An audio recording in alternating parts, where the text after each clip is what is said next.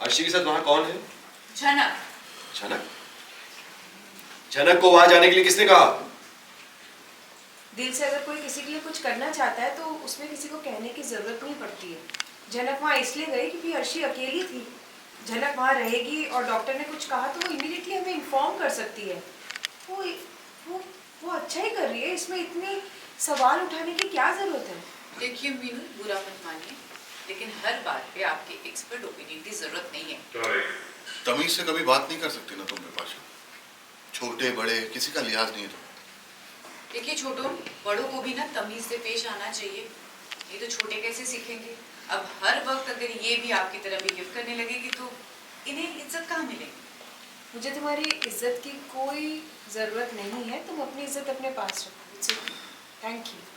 आप बताओ क्या कह रही थी? यही कह रही थी कि हर बात पर आपके एक्सपर्ट ओपिनियन की जरूरत नहीं है हमें, क्योंकि शायद आपको दिखाई नहीं देता है लेकिन हमें दिखाई देता है कि झनक फिर से हमेशा की तरह अनी के करीब आने की कोशिश कर रही है। और ये बात ना अर्शी को पसंद है ना हम में से किसी को भी पसंद है। अर्शी ने बहुत सहा है, शादी से पहले, शादी के बाद, अब जाकर बेचारी हॉस्पिटल में। अब तो उसे बख्श दीजिए और उस झनक को सपोर्ट करना बंद कीजिए प्लीज।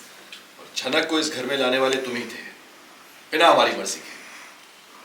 क्योंकि मैं जानता था आप ना करेंगे। आप क्यों बहस कर रहे हैं इससे? पता है ना कोई फायदा नहीं होगा। देखिए, आप लोगों ने झनक के बारे में बहुत सारी गलत बातें की हैं, लेकिन हम में से कोई उसमें से एक भी चीज को नहीं मानता है। ना मैं, ना छोटा, ना मीनू दी, ना बड़ो माँ और ना ही जेठू। सो प्लीज झनक के बारे में गलत बातें फैलाना बंद कर दीजिए आप सब। हम जानते हैं झनक कैसी है, ओके?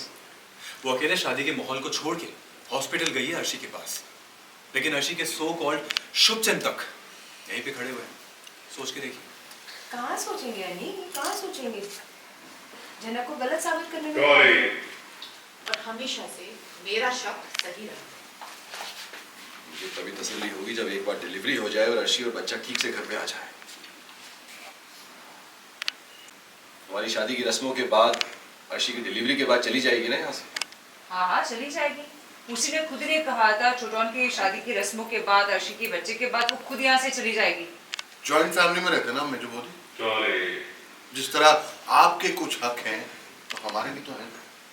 आपके गेस्ट आके रुक सकते हैं तो हमारे भी रुकेंगे। बिल्कुल।